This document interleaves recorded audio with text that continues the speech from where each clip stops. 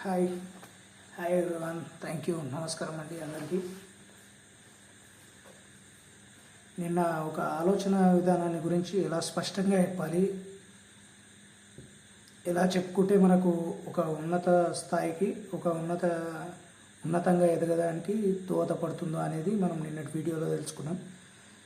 ఇంకోటి ఏంటంటే, ఇప్పుడు ప్రతి క్షణము అందరూ ఆలోచించేది ఏంటంటే, మ్యాక్సిమం పీపుల్స్ ఏం ఆలోచిస్తారంటే, ఒక్క సెకండ్కి వచ్చేసి కొన్ని వేల ఆలోచనలు చేస్తారనమాట ఒక సగటు మనిషి వచ్చేసి. అదే మనం ఒక్క ఆలోచన మీద ఉన్నట్టయితే, అది ఏదైనా సరే స్పష్టంగా, మీకు డబ్బు కావాలంటే డబ్బు మీద, లేదా మీకు కావాల్సిన ఏదైనా వివాదాల మీద కేసులో ఏదైనా ఉన్నా సరే, ఒక దాని మీదనే ఖచ్చితత్వంగా మీరు ఉన్నట్టయితే, మీరు ఏదైతే విజయం కోరుకుంటున్నారో అది ఖచ్చితంగా 100% అయ్యి తీరుతుంది. దీన్ని ఆచరణలో పెట్టాలి. ఒక 20 days మనం మ్యాక్సిమం మౌనం వహించడం, కొంచెం సంభాషణలు తగ్గించడం, ఇలా కొన్ని మనం చేసినట్టయితే 100% మనం ఏదైతే అనుకుంటున్నామో అది ఖచ్చితంగా జరిగి తీరుతుంది. ఏంటంటే, మరి మీరు మనం అందరము మాట్లాడేది ఏంటంటే, తిన్నారా అంటే తిన్నామంటే సరిపోతుంది. అక్కడి నుంచి ఇంకా స్టార్ట్ అయిపోతుంది. మీరేం చేశారు, మీ ఇంట్లో కర్రీ ఏం చేశారు, లేదా అక్కడి నుంచి ఇంకా నాన్ స్టాప్ ఏవో ఒకటి వర్డ్స్ వచ్చేసి దాంట్లో ఇలా అయితే బాగుండు, అలా అయితే బాగుండు అనేసి పక్క వాళ్ళ గురించి మనము మాట్లాడుకోవడం, ఇలా కొన్ని జరుగుతుందన్నమాట. మనం చేసేది మన దాంట్లో ఏంటంటే, మనం ప్రతి క్షణం ఏదైతే మనం సక్సెస్ అవ్వాలని కోరుకుంటున్నామో దానిపై దృఢమైన నిశ్చయం, ఖచ్చితత్వం అనేది తప్పకుండా మనిషి అనేవాడు ఖచ్చితంగా దాని మీద నిలబడి ఉండాలి. ఇది మనకు ఎన్నో గ్రంథాలల్లో, ఎన్నో పురాణాలల్లో, ఇతిహాసాలలో కూడా ఉంది. బైబుల్ సారాంశం కూడా ఇది. అడుగుడి ఇవ్వబడును అనేసి ఆయన పైనకు వేలు చూపించి అడుగుడి ఇవ్వబడును అనేసి అంటే, వీళ్ళందరూ పోయి ఆయన్ని అడగడం మొదలుపెట్టారు. ఆయన అక్కడే అడిగాడు. అంటే దేవుడు నువ్వే, నీలోనే దైవం ఉంటుంది, నీలోనే దైవశక్తి ఉంటుంది. అన్నీ నువ్వు అయిపోయిన తర్వాత ఇంకా నువ్వు వేరే పూజ చేయాల్సిన అవసరం లేదు. ఇది చెప్పిన వాళ్ళకి ఎలా ఉంటుందంటే, మనము దేవుడికి పూజ చేయకపోతే ఎలా, లేదా ప్రేయర్ చేయకపోతే ఎలా, నమాజ్ చేయకపోతే ఎలా అనేసి ఉంటుంది. కానీ వాళ్ళందరూ ఈ సృష్టి ఆరంభంలో నుంచి ఇది అంతా శూన్యంలోకి కలిసిపోయిన తర్వాత, ఒకనాడు గాంధీవదారి అయిన మన అర్జునుడు కృష్ణ పరమాత్ముడు తీసుకొని, ఒక బ్రాహ్మణుడు నీ రాజ్యంలో పుట్టగానే నా కొడుకు చనిపోయాడు అనేసి అక్కడికి వచ్చి శ్రీకృష్ణ వారి ముందు, ఆయన రాజ్య దర్బార్ ముందు పెట్టేసి వెళ్ళిపోయేవాడు. అలా ఒక 10 సార్లు పెట్టి వెళ్ళిపోతుంటే, ఆ రోజు అర్జునుడు వచ్చేసి, మీరేంటి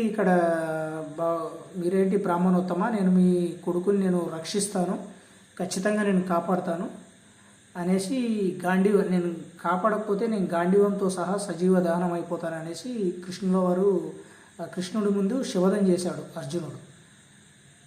దానికి అలాగా అనేసి ఆయన ఒక్క దోమ కూడా దూరనంత సందు లేకుండా సూక్ష్మంగా బాణంతో మొత్తం వారి ఇంటి పరివారం మొత్తము ఒక రింగులుగా ఒక బాణంతో మొత్తం ఒక ఇల్లు నిర్మించాడు. మళ్ళీ దృఢంగా ఉండేలా నిర్మించాడు. ఈసారి వచ్చి చూసేసరికి గర్భంలో ఉన్న శిశువు అసలు పుట్టకుండానే వెళ్ళిపోతాడు.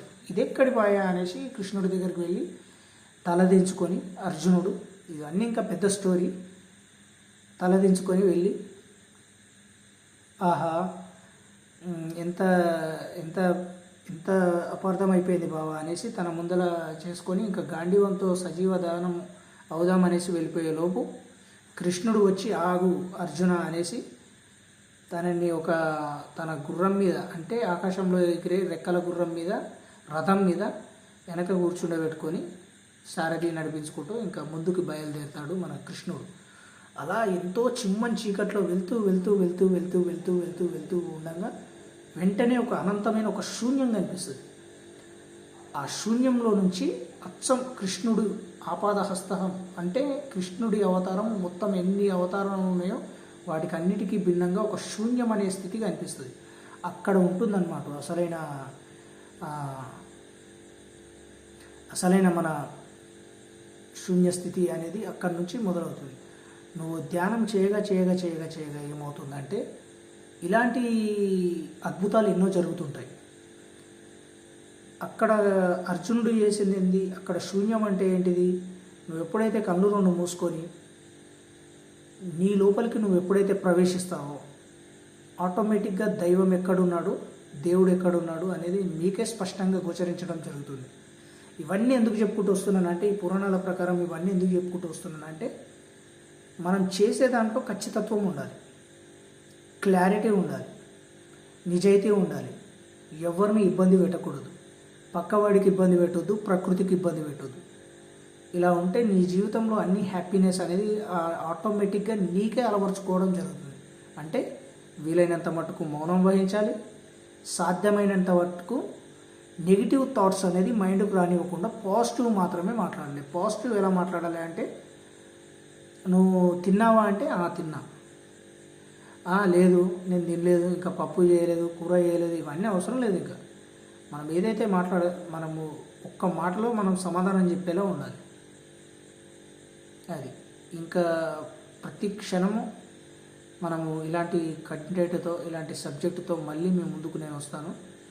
అందరూ సబ్స్క్రైబ్ చేసుకోండి, లైక్ అండ్ షేర్ తప్పకుండా చేయండి. Thank you so much everyone, thank you. ఇక్కడ ఏంటంటే నేను లాంగ్ వీడియో చేసుకోవడానికి నాకు ఎవరు కోఆపరేట్ లేరు, నేను మాత్రమే ఇక్కడ చేసుకుంటా. ఇంకేంటంటే సొంతంగానే నేను మీకు ఇస్తున్నాను, ఎలాంటి ఎడిటింగ్ లేకుండా చేస్తున్నాను. ఎందుకంటే నేను చేసే మిస్టేక్స్ ఏమైనా ఉంటే మీరు అక్కడ నుంచి నాకు కామెంట్ రూపంలో తెలియజేయండి. ఇది ఒక్కటి, లైక్ షేర్ సబ్స్క్రైబ్ చేసుకోండి. ఖచ్చితంగా మీకు నచ్చుతుందని ఆశిస్తూ ఇంకా ఇలాంటి విశేషాలతో నేను ఇంకా మీ ముందుకు రాబోతున్నాను, వస్తాను.